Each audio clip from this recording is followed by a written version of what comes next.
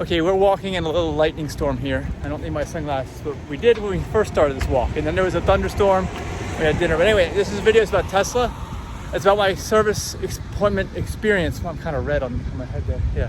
Service appointment experience using mobile service for the first time ever. And basically, I believe this appointment was because of the shoddy work that they did, unfortunately, at my last service appointment. At my last service appointment, I had two things that were major. One was replace the air conditioning compressor, and number two was replace the charge port door, the whole assembly.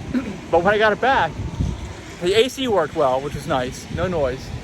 But we turned the wipers on, right, on our trip, and they acted really weird, made weird noises. I could tell it was totally out of alignment. I used to clean the windshield twice, and then I made a third turn on of the wipers to try to show people what it looked like. And when we did that, we recorded actually breaking the wiper off. If you go and watch that, the recent video, you'll see it. Then the charge port door was not opening and closing right. It was accepting the charge cable great, which was an improvement, but it wasn't opening and closing at all, really. It had stopped. Come to find out, the tech came out today and he said, yes, they didn't align it. They did not align the charge port door. So what happened was,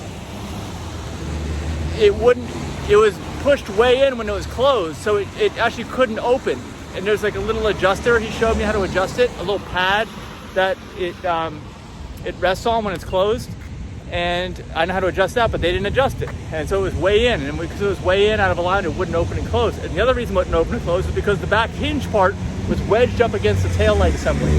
It was literally wedged in there. They didn't even try to align it, or they didn't do a good job, and that's why it wasn't opening. So this is what he told me. This is what the tech told me.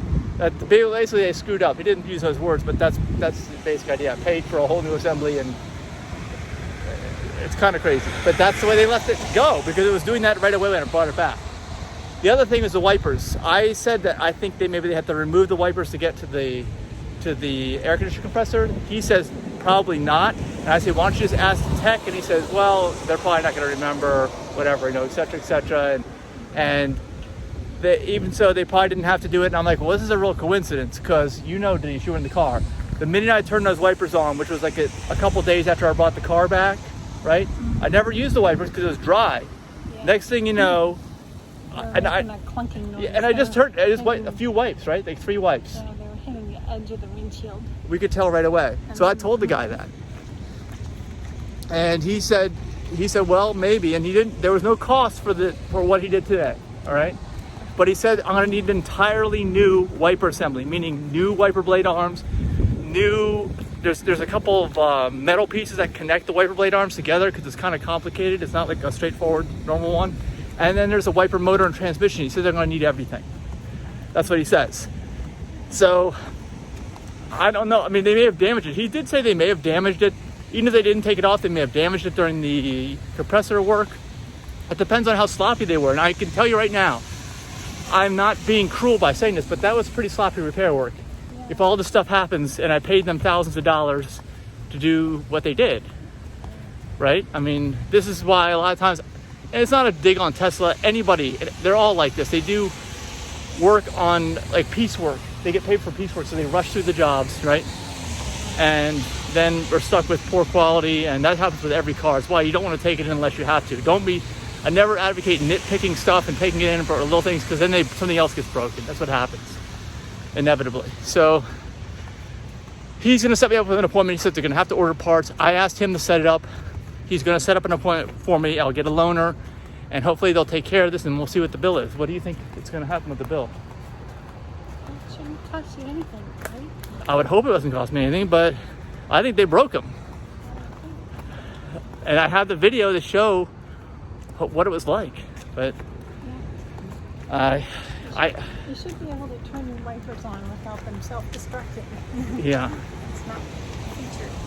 Yeah, so we'll see what happens.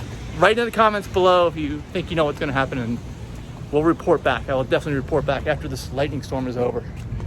You see more lightning? Yeah, there it goes. Oh. One thing I forgot to mention is that the tech did notice, and you heard noise. You thought it was scraping. It was actually one of the arms that aligns these wipers, these steel arms, that's either bent or something happened to it, or maybe the motor itself, that somebody broke one of the mounts. it's misaligned, so that part, not the wiper, but one of these arms is actually impacting the windshield glass at the bottom when it moves up. That's what he noticed. And there's no way I did anything that would have caused that. How would I have done anything? But we'll see what happens.